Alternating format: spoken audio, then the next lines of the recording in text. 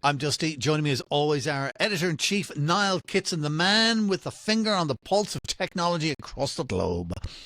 Yeah, a lot of fingers, Dusty. That's a lot of fingers.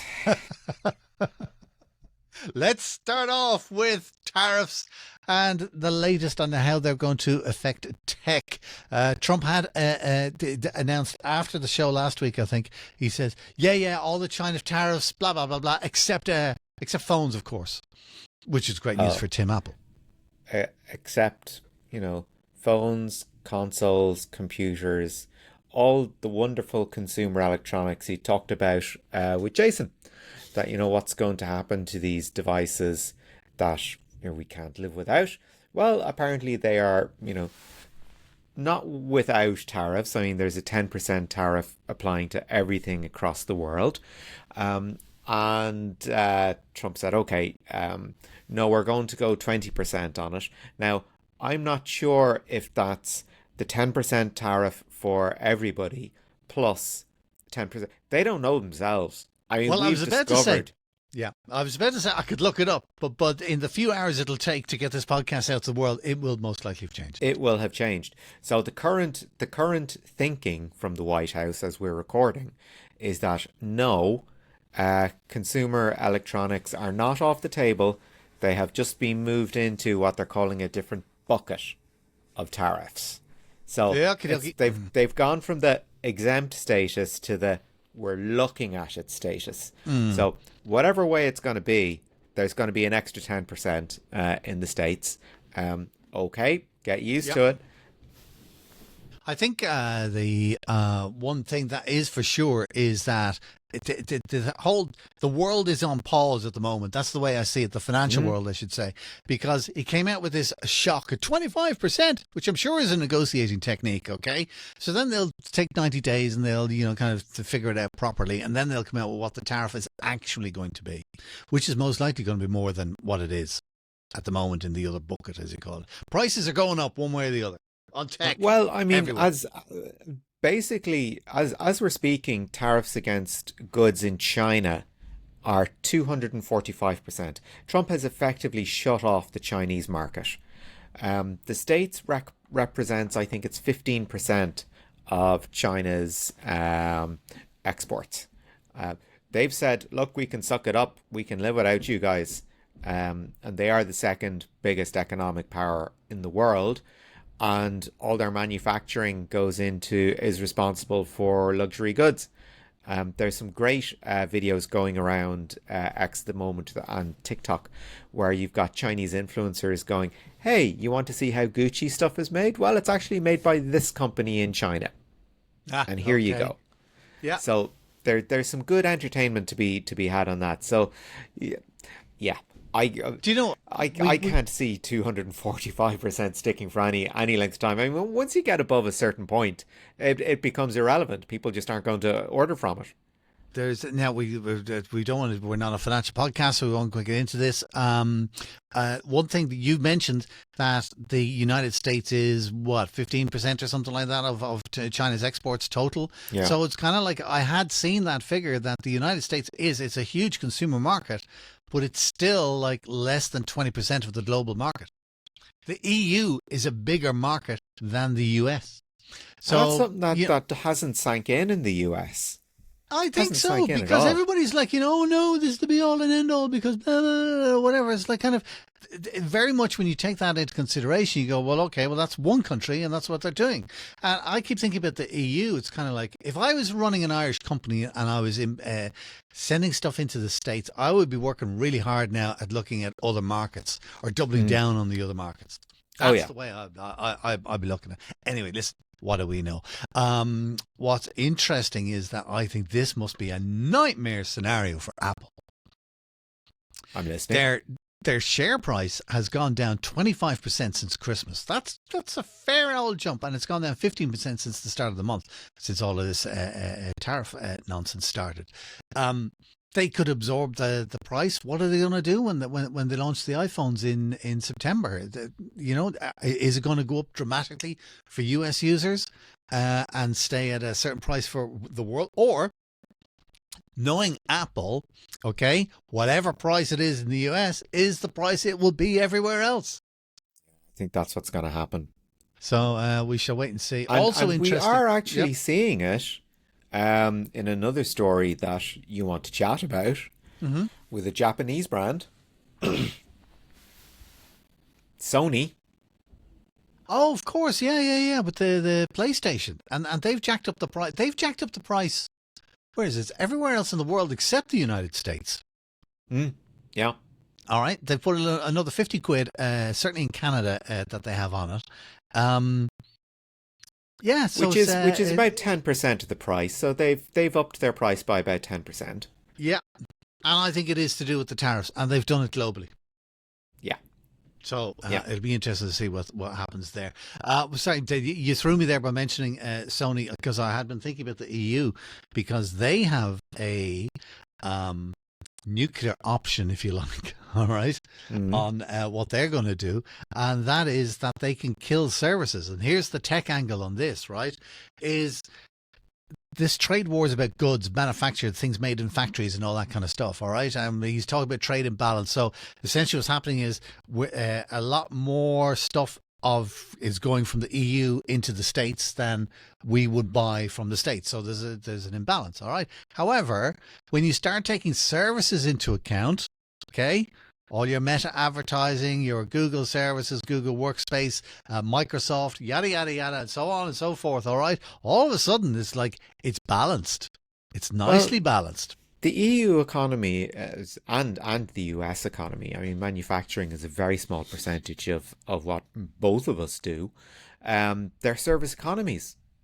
That's, Yes. I mean, software as a service, cloud services. I mean, this is how we use technology now. Yeah. And services have been very conveniently excluded from tariffs at the moment.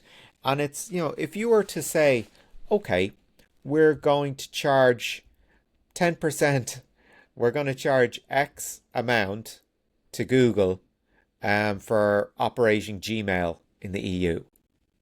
You are going to get some very ticked off phone calls to the White House very quickly.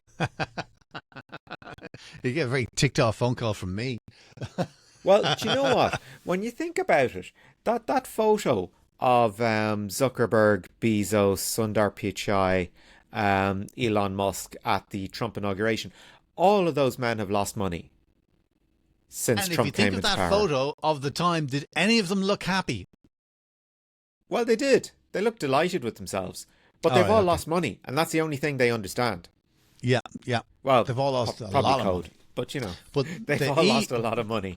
The EU has been talking about 2 nuclear options, and apparently the legislation is already in place. They can do 2 things. Number one is they can put tariff on US services. Okay. They could also kill the services. They could prevent Google from operating within the EU. They could prevent Microsoft from operating within the EU. Now, I mean, clearly is very much a nuclear option, but they won't be the first to do it, because in China, they're already insulated from this happening. Well, yeah, and what helped in China was that their own Chinese services are built in a bubble. They're not reliant on international trade. When you've got a market of 1 billion people, you don't need to worry about going international. If you look at what the corollaries are, I mean, if you want to search something, you use Baidu because you can't use Google. They don't have Facebook. We know that Zuckerberg et al. Was courting the Chinese government in that recent book. We know for social, the Chinese use WeChat, they use Weibo. TikTok, of course, is owned by ByteDance, which is a Chinese company. And there's another network called Little Red Book that I think we've talked about before, but I can't remember offhand. And of course, and for commerce, they've got Alibaba instead of Amazon. Like, they have a version for everything we have. Yeah. So, and it's not reliant on the US at all. Yeah, and I bet that those Chinese apps would be delighted to make themselves more popular in the EU. As I say, I mean, it's a nuclear option. It's there. It's very interesting times that we live in now.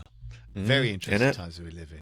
Well, that's enough Trump time for this week. Let's move on to other stories. And Jeff Bezos and an Irishman on the Meta board both sound like, kind of, yay, brilliant. Maybe not. Katy Perry, all right, in a story we're labeling Greetings, Loved One. Let's take a journey. Why are we calling it that now? Yeah, it's the first line to California Girls. Because she's a California girl, Dusty. Don't you keep up? I do. I had been thinking of firework because literally that's around about a paper bag flying up in the sky, which is essentially what Jeff Bezos' rocket is. It's 11 minutes of fun. Back down again. That's a good strap line if ever there was one. It's 11 minutes of fun. and when you look at it, what does it remind you of? Let's not go there. Katy Perry No comment. And a whole load of ladies. Gail King, who is a friend of Oprah. Lauren Sanchez, who is Jeff Bezos's. They are officially engaged now, aren't they? Yeah, they are. Yeah. All right. And she said she would not get glam before the flight. Who would not get glam before the flight? And I think is what Lauren Sanchez said. Yeah, that's what Lauren Sanchez said. And when you see the photo of, I think it's 6 women in total, 6 or 7, went on this mission, and their version of an astronaut's uniform or flight suit is basically a kind of a cat suit, kind of a glamorous look. If you will. Didn't seem very functional to me, but hey. Neither did talk of wearing makeup in space. Doesn't sound terribly functional to me, but hey, if that's living your best life, who am I to criticize? But we will anyway. How does that sound? We will criticize. Off you go. Okay, well, first of all, though, shout out to Amanda Nguyen, first Vietnamese woman in space. So, firsts are always it's important to be recognized. And by all accounts, a very formidable and impressive woman. So, let's mark the breach on that one. However, another lovely quote from Katy Perry showing the seriousness of this mission. I'm using mission loosely. She said, "We are going to put the ass in Astronaut." So tell me this, Dusty. Given what we know of astronauts, is Katy Perry as good as Chris Hadfield? Of course not.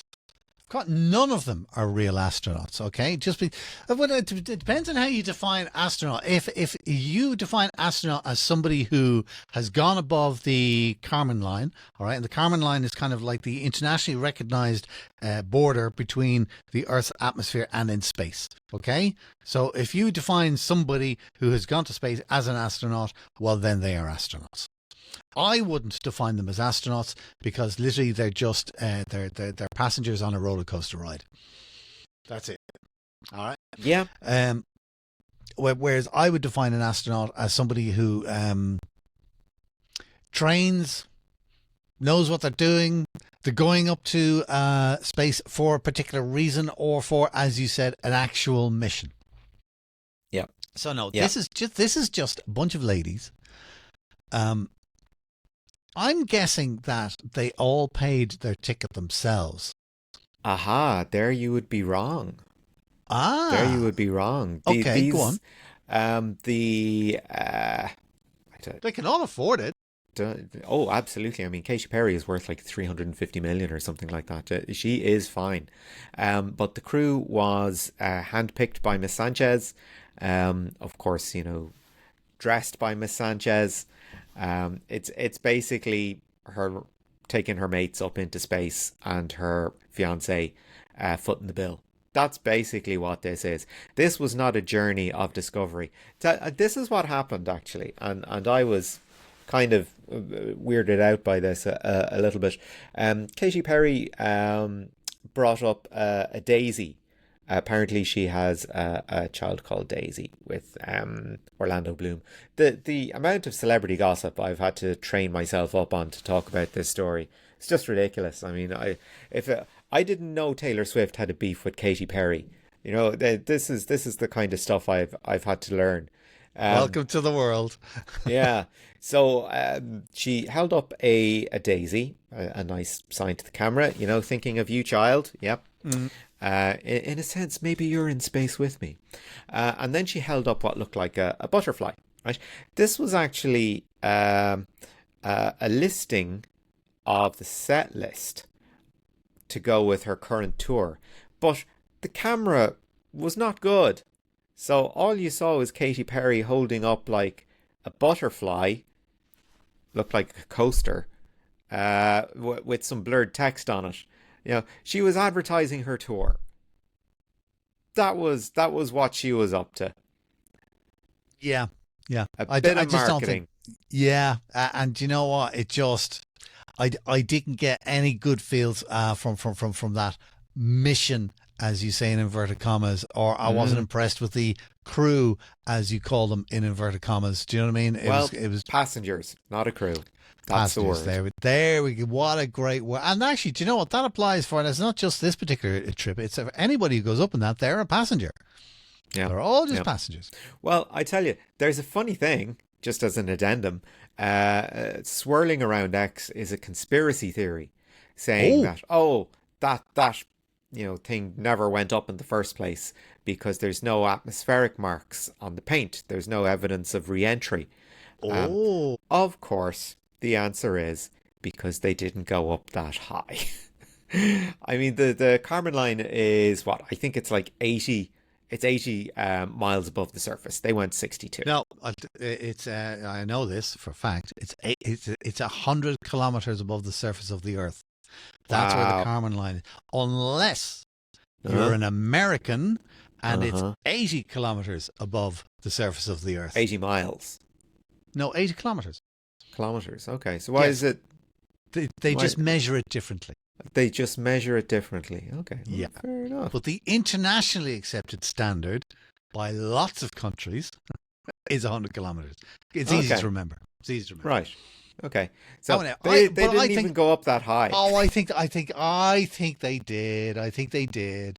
Definitely, yeah. Because unless, of course, you're going to develop this conspiracy theory into the whole the moon landings didn't happen, all right? But they did have video, and you can see the ladies floating around and doing all that kind of stuff, and looking out of the window, it certainly looked like you could see the Earth and the shape of the Earth, and it looked like they were high enough, all right. Rich people doing dumb rich people things. Dumb rich people things that we will never get to do. Nope. Now, speaking of the opposite of dumb rich people, Patrick Collison, all right, from, I always say Limerick. They're from where? Tipperary. The two but brothers? He went to college in Limerick. Okay, so that's why I think. Okay, so the two brothers, and they won the Young Scientist exhibition. They went off to form Stripe, and now that is one of the biggest card processing services in the world. And the pair of them are multi-millionaires, billionaires, whatever. Brilliant. A success story. I love hearing their names. I love going, there's a couple of lads who have done us proud up until this week. Well, I mean, Patrick and John Collison are a very formidable duo. I mean, they're very well accomplished, know exactly what they're doing. Yes. And Stripe is a successful company, not immune to what happens in Silicon Valley. I mean, unfortunately, they had to lay off about 300 people last year, 3.5% of their workforce. The exact same thing that happened across the tech sector during COVID. They were oversubscribed with customers.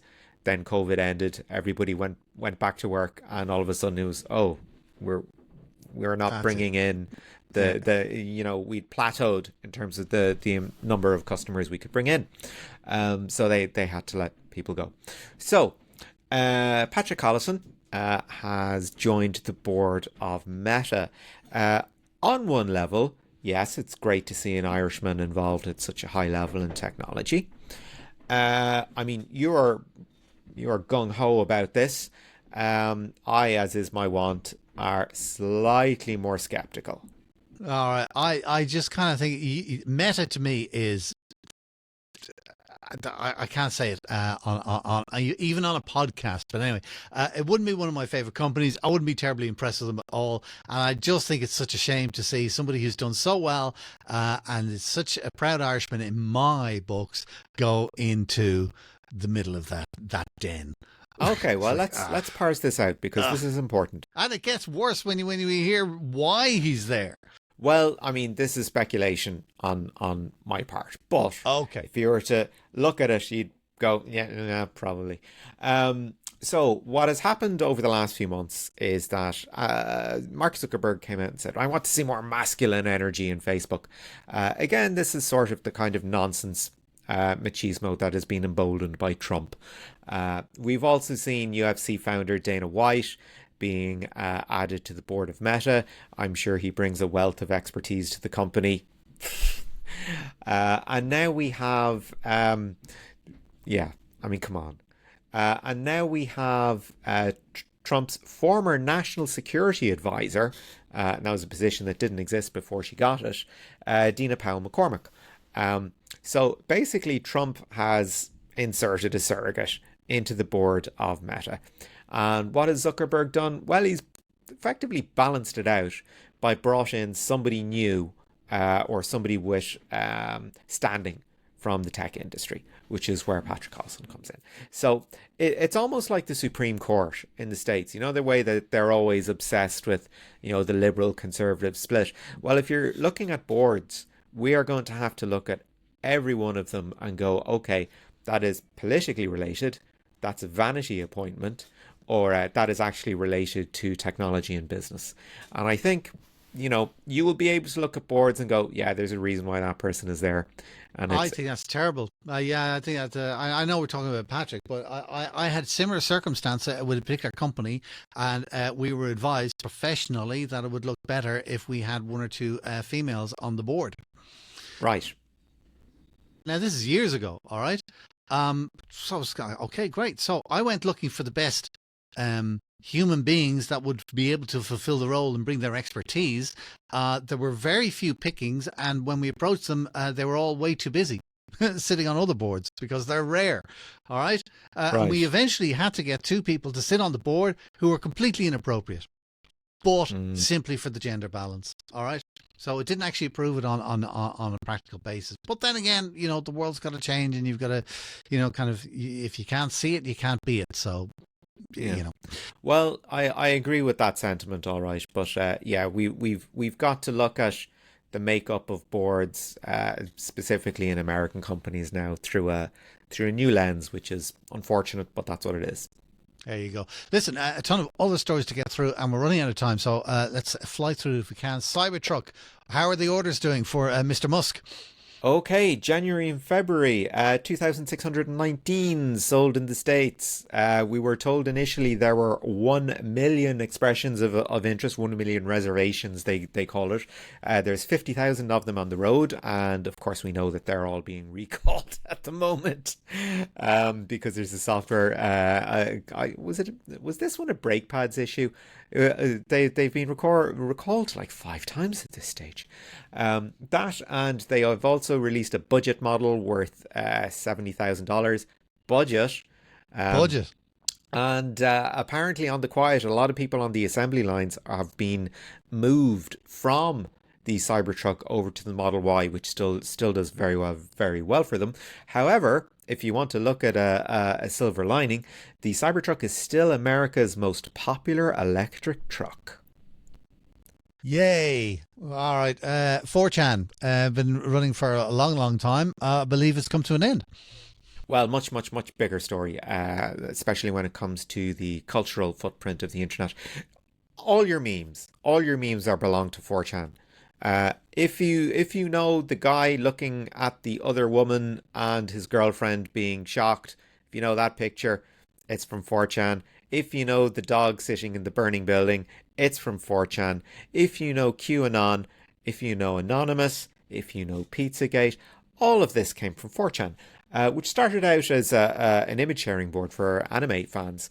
It is now, well, was until this week, an all-purpose message board. And what happened was that it was hacked by a user from a rival message board called Soyjack. And it was discovered that, we'll say, security precautions on 4chan were not quite what they could be. Apparently it was running on 10-year-old software and was quite easily compromised. So we have the email addresses of all the mods or janitors that they call them were leaked. It was erroneously said that an awful lot of them were .gov email addresses, which was total bunk, because the whole thing was, oh, it's been infiltrated by the US government. We knew it. No evidence of that. So you might remember, I think it was 2000 and let's see, the founder Moot stood down in 2015. It was founded in 2003, and at one stage he was named the most influential in Time's annual poll, right? And of course the poll was hacked, so it was just lots of 4chan people voted for their guy. But Time, to their credit, they actually posted him as, the most influential person. Maybe there was half an argument for it at the time. So what happens now? I saw a couple of very interesting posts on X about this. One of which referred to 4chan as a containment facility. Which I thought was absolutely hilarious and brilliant. It's like, okay, we've now said, it's like that scene in Ghostbusters. All the ghosts are out of the trap. Where are they going to go? Are they going to infect the rest of the internet? Probably go to X, and I'm sure quite a few of them are up on Reddit as well. I'd say there's quite a few people cross-post on 4chan and Reddit, or maybe I've opened a can of worms there. But Moot stepped down in 2015, replaced by 2chan founder. 2chan actually was ripped off by 4chan, or not so much ripped off. 2chan was ripped off by 4chan, yeah. Yeah, and of course, when there was 4chan, there was also 8chan, which was a free speech absolutist version. That's not to say that free speech wasn't pretty much absolute on 4chan in the first place. Anyway, that's as much as we can say about that, because I think we're stuck for time. But RIP. Grant, final story. And actually, do you know what a pleasure it is to say, and also some AI news. There was a time where that's all we could talk about. There was so much going on. OpenAI wants to get out of just being AI. They want to get into social media. Pray tell. Yeah, and when I heard this initially, I was like, this is actually a good move in theory, right? Because what is OpenAI and all AI companies? What is the first criticism that's leveled against them?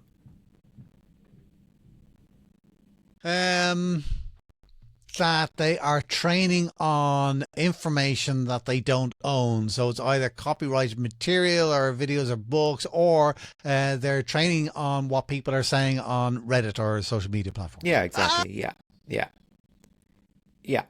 I see where you're going. Yeah. So instead of using other people's stuff, legally or illegally, allegedly, why not build your own social network and have people just volunteer this stuff to you? And to make things a little bit spicier, what they're interested in particular isn't so much text inputs, because they think we've got that nailed at this stage. What they're interested in is image inputs and the kind of pictures people are using with ChatGPT 4.0. So in the sense that, people went mad with the Studio Ghibli memes, and I went mad consequently because of it, they are looking for more of this kind of thing. What are people using our technology for? What can we get better at serving back to people? And so on and so forth. But surely they are able to train the LMM on the questions that people are asking of ChatGPT. It's almost kind of like a circular thing. OpenAI going into social media? I don't know. Actually, now that reminds me, Meta AI has been making the news this week, because they are Meta are. You can't get any more social media than Meta, okay? And now they're into the AI game, and I think making a complete mockery of it. Absolute rubbish. They have said that they also need to train on data and information, stuff like that, and they are able to do so now in the EU, where if you are posting or commenting on Facebook or on Instagram, they will be able to use that data to train their Meta AI. but they won't use data from WhatsApp because the messages are encrypted end to end, so they just can't see it, allegedly. And then the other thing which I think is interesting this time around is what Meta are doing. Do you remember the last time Meta, you go, oh, the EU are making us do stuff, so okay, voom, out of the blue, then you log into Facebook and it goes, okay, so do you want to agree to us using all of your data for advertising purposes, or do you just want to give us a tenner a month and we won't bother? Make a decision now. All right. They have learned from that. So number one is you will be able to opt out of Meta or Facebook or Instagram using your data in this way, and you will also have a period of time to consider it. No, as in that they won't say there and then you have to make a decision here. I do, in all fairness, think that Meta AI needs training, and I think it needs a lot of training. Well, because you've used it, so tell me about your experience. Let me define that, right? I've been trying to use it, okay? Because it's popped up in WhatsApp, and I'm kind of, all right, let's see what the hell this thing can do, like, you know? So I said, can you generate me an image of blah, blah, blah, blah, blah? And it said, what did it say? Sorry, I can't create images for you yet. Well... that's no good. Then I said, summarize messages from the past week in blah, blah, blah group, which I have. And it goes, I'm happy to help. However, I don't have access to your messages. If you would like to summarize the messages yourself, it's like, what's the point of having an AI if it goes, you do that yourself? It's like bananas. So I said, I said, what useful things can you do? And then it tells me all the things that I can do in the WhatsApp business app. And I said, I didn't ask him in the business app. I just want to know what you could do here. And it said,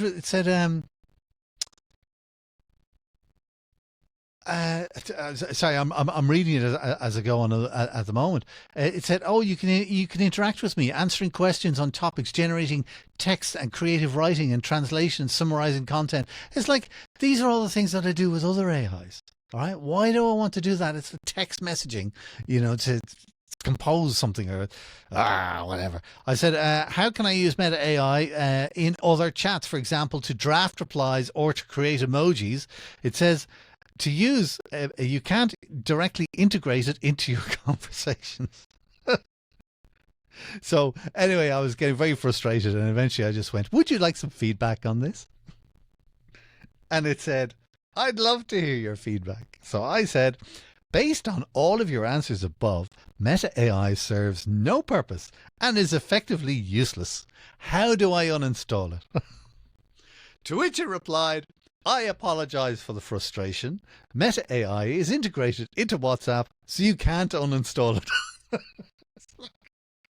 it. You want to take a 1,500 quid smartphone and throw it at the wall. Okay, I'm back with a little bit of good news to wrap us up. a little bit of good news to wrap us up for the week. Actually, this is kind of a little bit of Elon Musk good news for him as well. If you are heading to the States and you're going to be flying from Dublin with American Airlines from next January, you will have free Wi-Fi on board. Yay! Okay. They've just done it. Now a lot of airlines are doing this, but they've just announced a deal with AT&T, and they're going to be using Starlink for the service.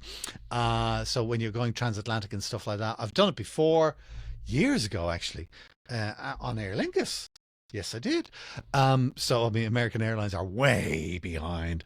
America, and actually, I would say in general, American Airlines, all of them, Delta, all of them are way behind the rest of the world. But it's really interesting when you're flying somewhere and you're kind of going, what was the last time? Oh yeah, I was coming back from Dubai, and I was kind of like, yeah, just past Athens, should be another 3 hours or so. Mad text messages. The world is just bananas. Anyway, there we go. Now, thanks for keeping us up to date with all the news this week.